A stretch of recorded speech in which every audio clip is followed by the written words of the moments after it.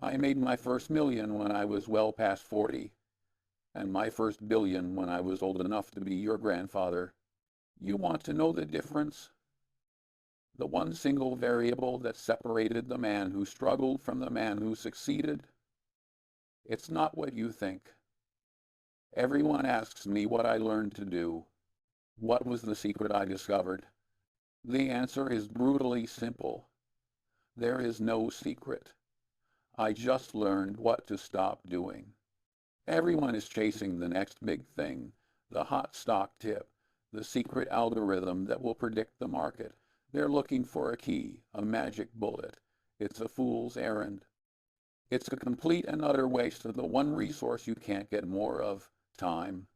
The game isn't about finding the one right answer. It's about avoiding the thousands of wrong ones. Success, real, durable, generational wealth isn't a mountain you climb. It's a minefield you navigate. Your only job is to not step on the mines. I have watched brilliant people, I mean genuine geniuses with IQs that would make your head spin, go completely broke. They self-destructed. Why? Because they fell in love with one of the profoundly stupid ideas that I'm about to share. These aren't just mistakes. They are landmines, and they will cost you, not just money. They will cost you decades of your life. Today, I'm giving you the map of that minefield, the 9 things I wish to God I knew before I got rich. Pay close attention, because if you're making even 2 of these mistakes right now, you're not just standing still. You are actively walking backwards. Mistake number 1. You are actively seeking complexity. You believe that a complex problem requires a complex solution. Wrong. Utterly, fundamentally wrong. This is an academic disease that has leaked into the real world.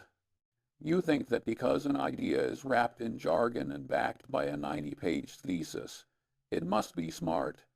It's not smart. It's just opaque. And opacity is where fraud and stupidity hide. Me, I have a very simple filter. If a deal is presented to me and I can't understand it in 5 minutes, it goes in the trash. I don't care if it promises to cure cancer and reverse aging. If it's too complicated for me to grasp its basic mechanics, it's a pass. Why? Because I know I can't possibly identify the risks in something I don't fundamentally understand. Look at the 2008 financial crisis.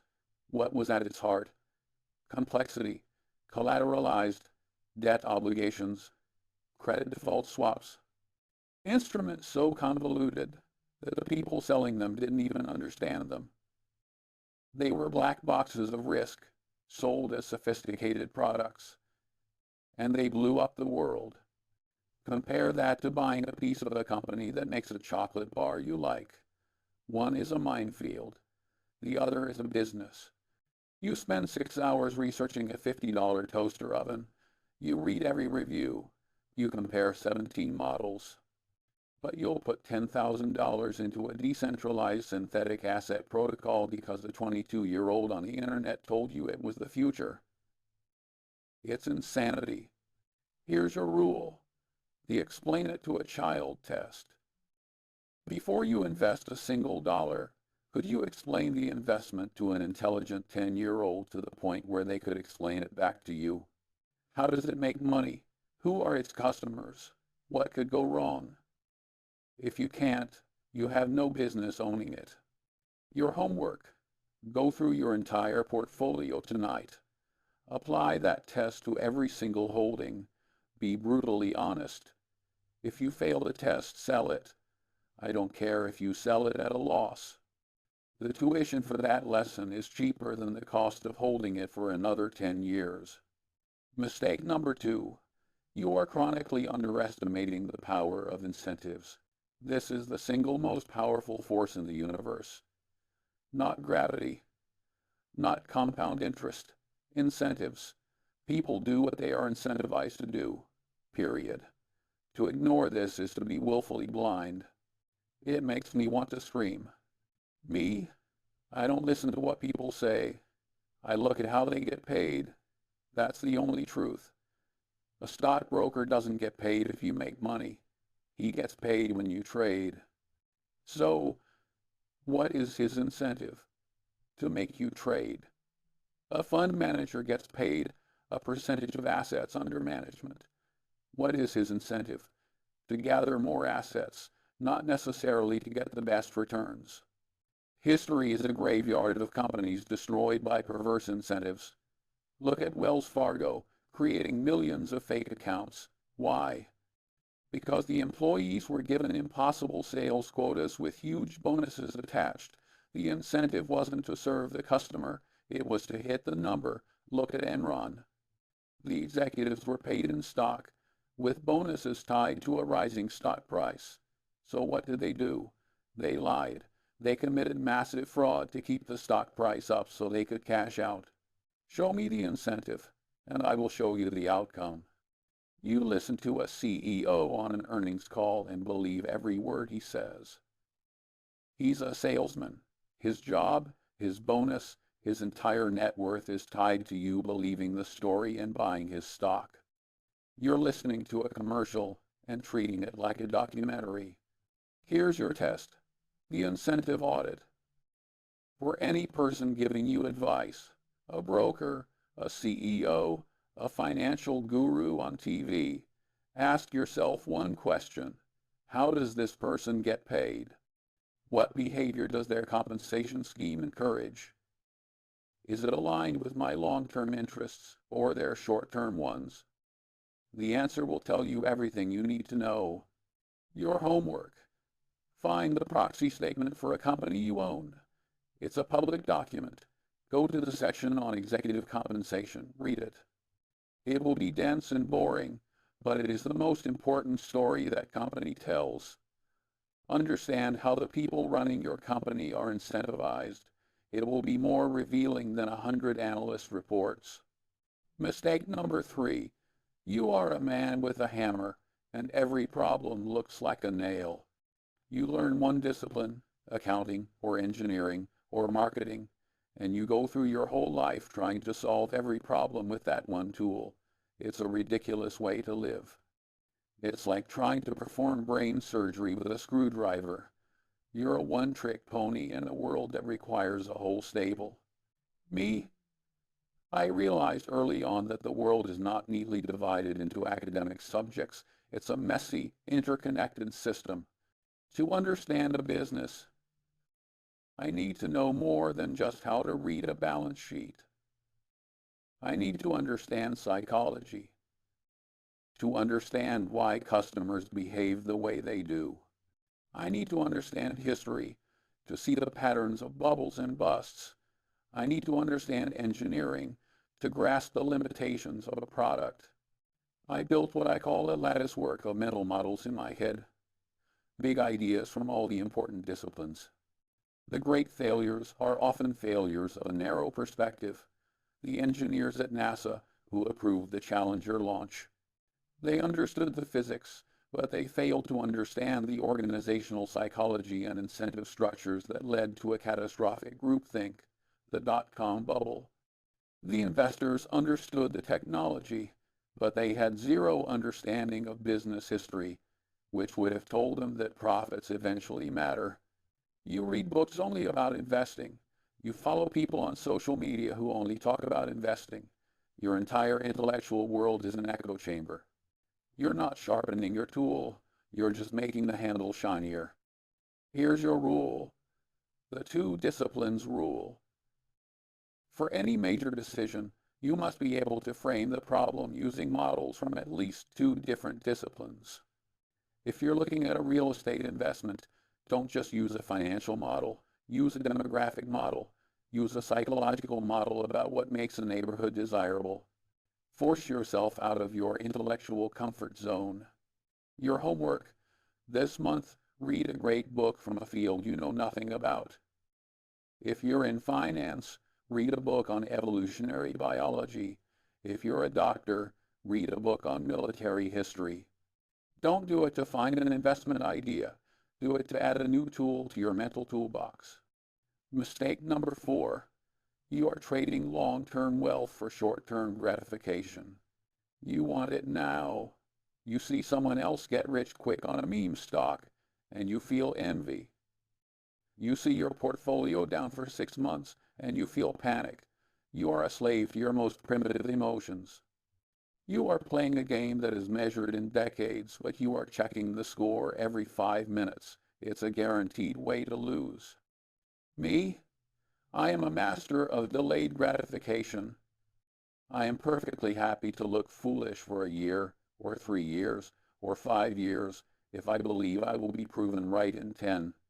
Compounding is the 8th wonder of the world, but it needs time. It's a giant snowball at the top of a very long hill. Your job is to give it a nudge, and then get the hell out of the way. But what do? You keep running down the hill and breaking it into pieces because you're impatient. Look at the history of every great fortune. Vanderbilt, Rockefeller, Carnegie, Buffett. None of them got there in a year. They compounded capital and knowledge over a lifetime. Now look at the lottery winners, or the dot-com day traders from 1999, or the crypto millionaires from last year. Where are they now? Most are broke.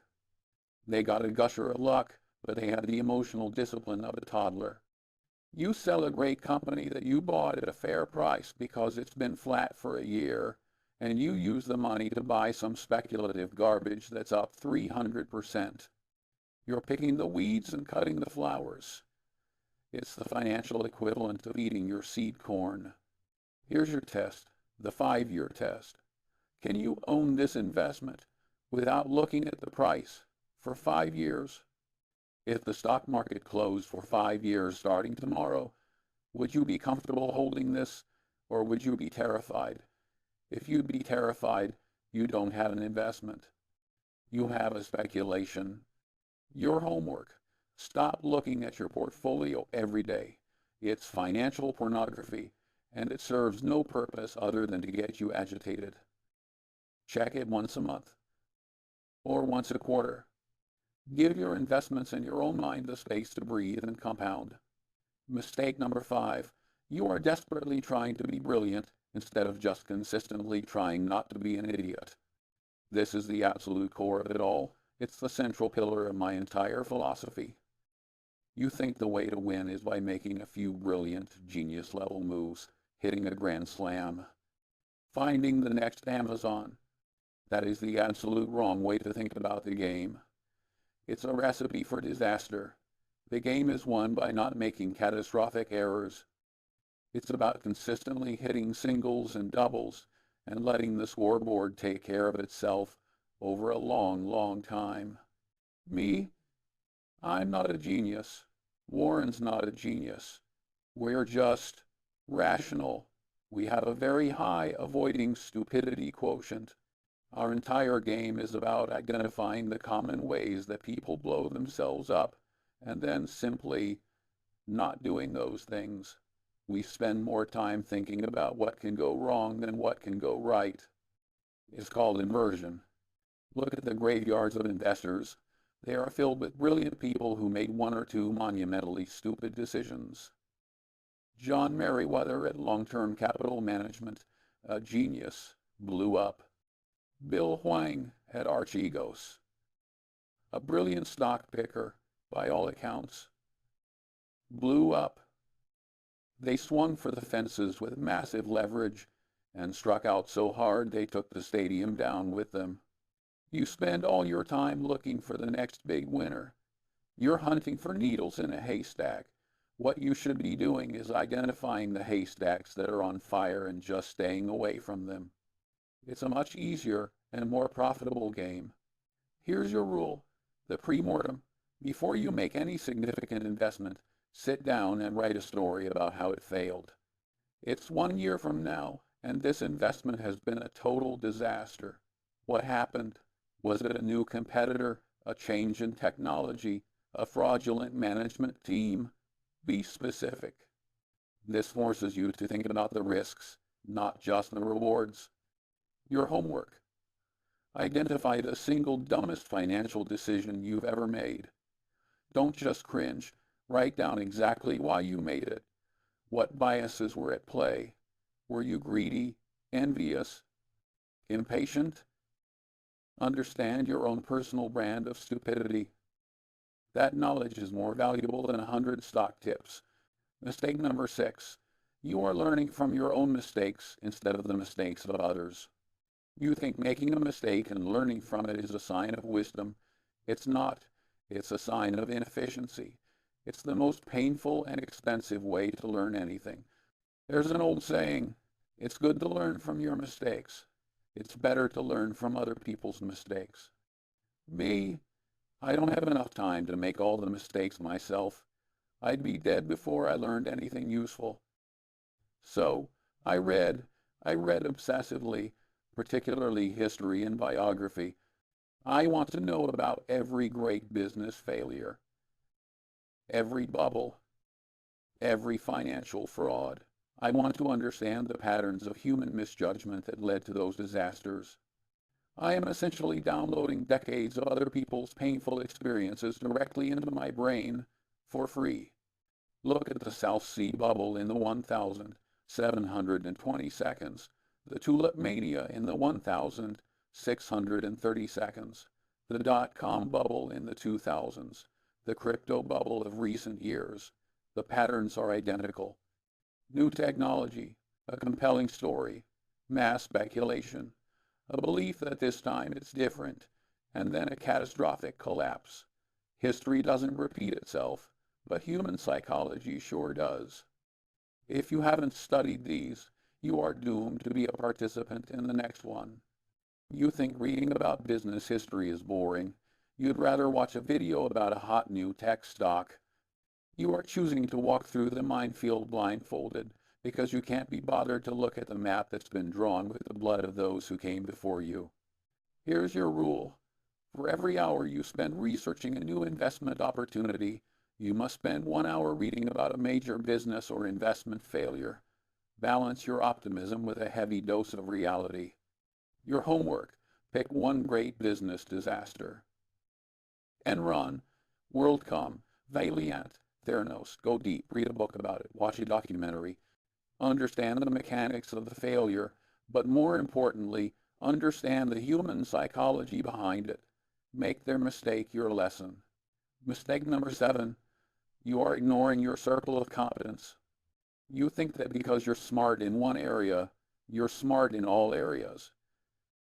A successful dentist thinks he can pick biotech stocks. A brilliant software engineer thinks he can time the real estate market. This is the expert syndrome, and it is deadly.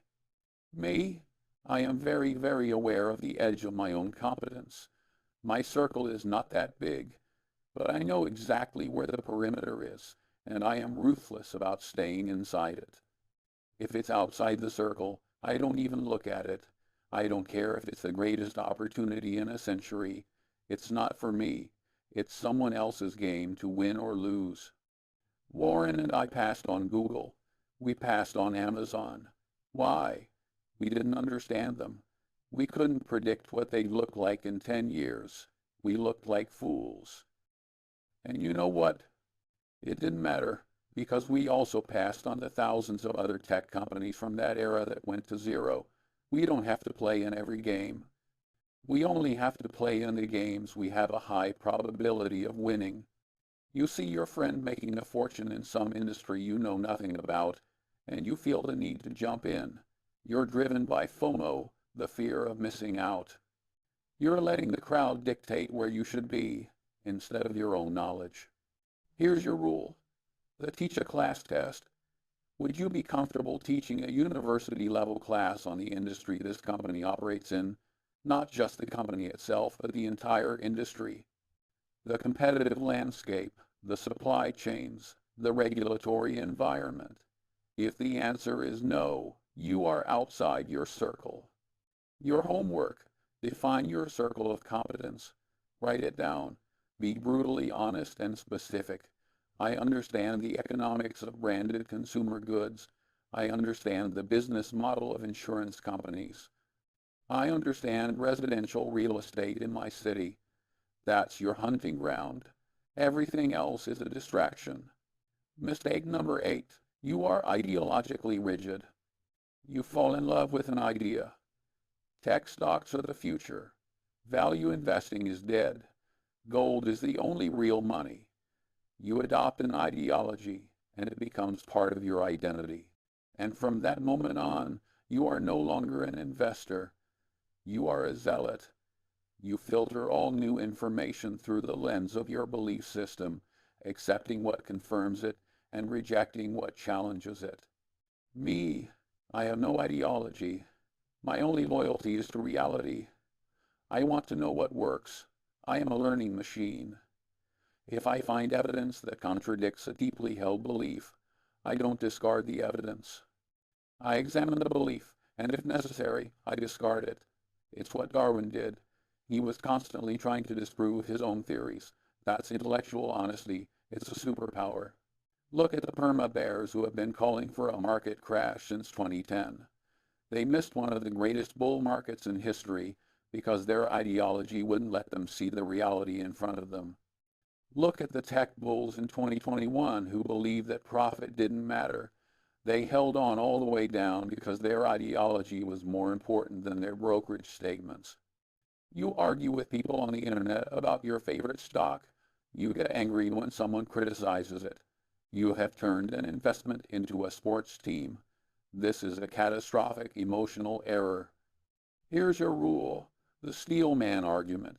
Before you make an investment, you must be able to articulate the most intelligent possible argument against it, not a weak straw man argument. The best, most compelling case for why you are wrong. If you can't do that, you haven't done enough thinking. Your homework, find the smartest person you can who holds the opposite view of one of your core investment beliefs. Don't argue with them. Just listen. Ask them questions. Try to genuinely understand their position. Your goal is not to win the debate. Your goal is to see if your own position can survive the collision with a different, intelligent viewpoint. Mistake number 9. You think doing something is always better than doing nothing. You feel a constant need to tinker, to adjust, to optimize. The market is down, so you sell. The market is up, so you buy more. You have a case of hyperactive portfolio syndrome. You mistake activity for progress.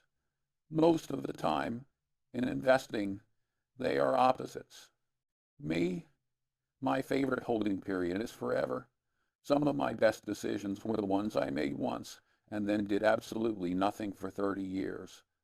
The real money is not made in the buying or the selling, but in the waiting, the sitting. It's the most difficult skill in investing. Look at the studies. The more investors trade, the worse their returns are. Every trade has costs, commissions, taxes, and the cost of being wrong. But the biggest cost is psychological. It keeps you in a state of constant agitation. It prevents you from letting your best ideas compound. You sell a great business to lock in a 30% gain, feeling clever. But you miss the next 3,000% gain over the following 2 decades. You feel the constant pressure to do something. This is your lizard brain talking. It wasn't designed for a world of stock markets and compound interest. Your job is to tell it to sit down and be quiet. Here's your rule, the one punch card rule. Imagine you have a punch card with only 20 punches on it for your entire life. Each time you make an investment decision, buy or sell, you use up a punch. You'd be a lot more careful, wouldn't you? You'd wait for the absolute best opportunities. You'd think for the long term. Act as if you have that punch card. Your homework. For the next 3 months, do nothing. No buying, no selling. Just observe. Watch the market. Read. Learn. Break your addiction to action. Prove to yourself that you can sit still. This will be one of the most powerful and profitable things you ever do. So there you have it. 9 paths to mediocrity and ruin. Avoid complexity. Understand incentives. Build a lattice work of models. Play the long game. Don't follow the herd. Kill your ideology. Stay in your circle. Learn to do nothing. And above all, just try not to be an idiot. This path, it isn't sexy. It won't get you on the cover of a magazine next year. You won't have exciting stories to tell at cocktail parties for the first decade. But in 30 years, while everyone else is still chasing the next hot tip, broken and exhausted, you'll be the one owning the table, if you've made it this far into my little talk. Congratulations, you're one of the serious ones. Most people clicked away 10 minutes ago, looking for a video titled Top 5 Crypto to 100x this month. They're playing a different game, a losing game. You're here because you want the truth, not a fantasy. Here, we don't do hype. We don't do predictions. We deal in the timeless, boring, and effective principles of rationality and the avoidance of stupidity. If that sounds like your kind of game, you know what to do. Now that's all for me. Go read a book.